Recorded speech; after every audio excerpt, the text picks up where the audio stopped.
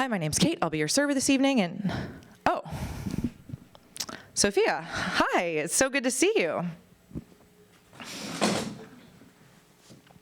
Kate, darling, how wonderful to see you. Sophia was from London, and posh and angular and impossibly rich and beautiful. She was one of the success stories from school. This is Brian, he's a producer. We're working together on one of my latest projects. Oh, hi Brian, nice to meet you. Can I get you started with anything to drink? Girl, it's been ages. But then, I've been in Iceland. I knew exactly what she was talking about, but I made her tell me anyway.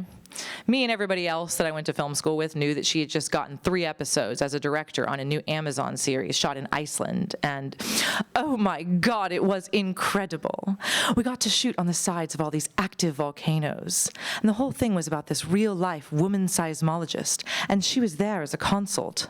Such a boss bitch.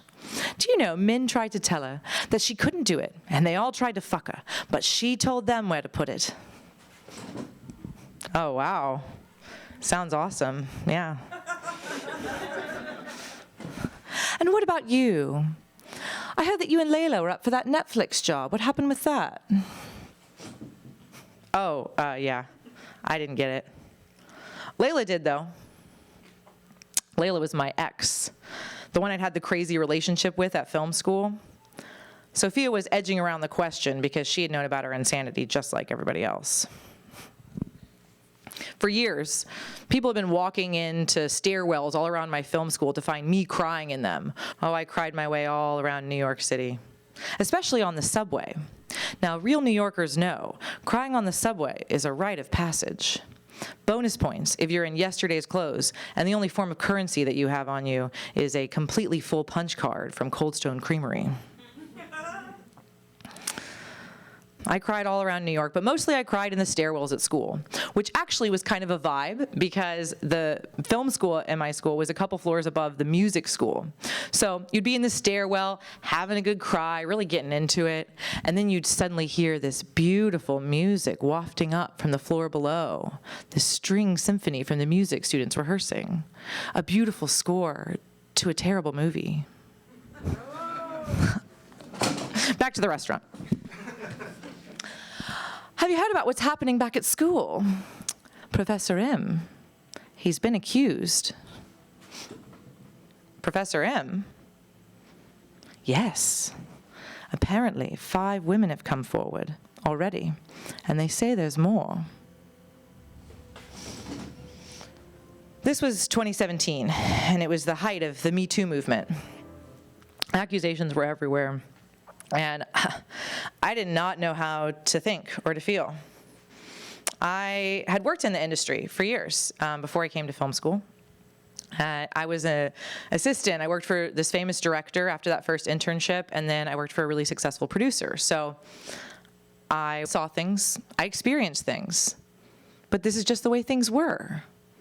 If you couldn't put up with a little sexual harassment, did you even want to work in the film industry? I could tell that they were testing us to see who was weak and who was strong, and I wasn't going to be weak. I knew how things worked. I took the Goldilocks approach to sexual assault. Not too little, not too much. You got to be down with sexual assault just enough so everyone knows you're cool, you're part of the gang, but not enough that you actually end up getting raped. We wouldn't want that.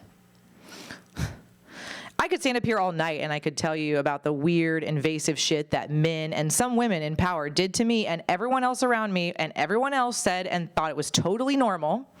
But I don't really feel like I have to get into that because there are women in the audience, so you guys know what I'm talking about. The thing was systemic. Everyone was complicit.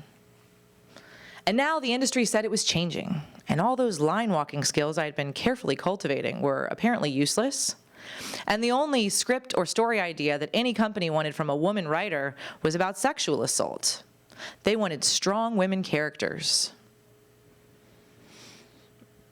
I didn't get it. So I'm supposed to go into your office and pitch you an idea about how the guy who works down the hall from you hit on me on set, told me I gave him a Woody, and then spent weeks texting me at midnight when he was drunk? That's the idea I'm supposed to pitch you? I didn't get it. I was pissed. Those motherfuckers had flipped the script on me, and now I was the idiot for having done what they said? But back to the restaurant. Professor M, yes. 5 women have come forward already, and they say there's more. I think he let his reputation get to his head. Professor M had been the hot shot on campus. From the very first day of film school, I could see how all the straight women and the gay boys looked at him. He was young, only 40, and he was the rock star on the faculty with award-winning films. Everybody wanted him to be their professor. Now, I had come to film school fresh from a pre-MeToo industry with my line-walking skills and my casual attitude towards abuse of power fully intact. And so I did what any ambitious young feminist would do, and I fucked Professor M the very second week of film school. The second week, okay? Are you guys proud of me or what? Yeah, he was the hotshot professor, and I was a first year. And all I had to do, by the way, was just eye fuck him across the room for a couple days, and then I sent him an email one night at midnight. No subject, no message. Confusing, but intriguing. The next day, I followed it with another email, apologizing for the mishap and thanking him for the class that he had taught. He was going away to shoot a movie for a couple of months, and I asked if I could pick his brain before he left. He sent me the address of a bar. I went to it, and I got with him that night. And that's how it's done, ladies. I spent the next week in class, like writing at the top of my notes all over them, IFM, IFM, IFM. I fucked Professor M. I fucked Professor M. I fucked Professor M. And I did it a lot, too, like all through film school, all while having that crazy relationship with my ex, by the way. I know. If my film school experience had been a season of Game of Thrones, then I would be that random prostitute character that just pops up in every scene, you know, somehow traveling hundreds of miles across Westeros just to be an interlocutor with all of the male characters of power, and then she gets murdered in the finale. That was me. Yes. And can you guys blame me, okay? I was a born teacher fucker. Where do you think I was at recess when all those kids wouldn't play with me? I was in the classroom with my teacher, my best friend. I remember one time Miss Alfredson had recommended the book The Witch of Blackbird Pond to me. I told her I'd already read it. She didn't believe me, but then when I proved it to her, that look of admiration and approval on her face, oh, I've been chasing that high ever since. Professor M showed me cuts of his movies in the mornings after and asked for my notes. Sometimes we'd leave campus at different times, and we'd walk down the street and get into the same cab, with rain slicking the city streets. Anytime I felt terrible about my terrible relationship with my ex, all I had to do was meet Professor M's eyes or ask him if he wanted to get a drink with me after class, to know that I was still good and special. And right. All those girls had wanted Professor M, but I was the one who got him. I was the one who got to watch cuts of his movies. I was the one who read The Witch of Blackbird Pond. So when Sophia told me about the accusations, at first I didn't believe her. I didn't want to. People had misinterpreted him. Then the university started calling people. Now, you guys may already know this about me. I'm not great at keeping secrets. So for years, I'd been dropping hints about my relationship with the professor, just so my classmates would know how probably superior I was. So the university got my name in short order, and they called me. They enumerated the accusations against him, and they asked if anything sounded familiar. Had the professor hit on me, tried to sleep with me? Truthfully, I answered no, he had not.